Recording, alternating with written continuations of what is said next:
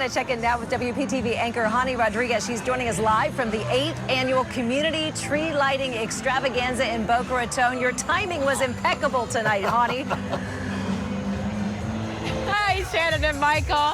Listen, you guys have had beautiful animals behind you, the flamingos, and I want to show you my friends over here, Dancer and Prancer. They came all the way from the North Pole. They've been a big attraction this evening.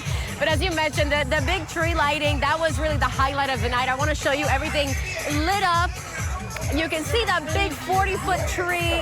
You can't miss it. It is gorgeous. Our chief meteorologist, Steve Weagle, was emceeing this wonderful event, and he counted us down, and we got to see it turn on, and all the little kids' faces were just, you know, lit up in excitement. There's been a long line really throughout the night for not only the little ones, but also the adults to take pictures with Santa Claus. He's been a busy man tonight.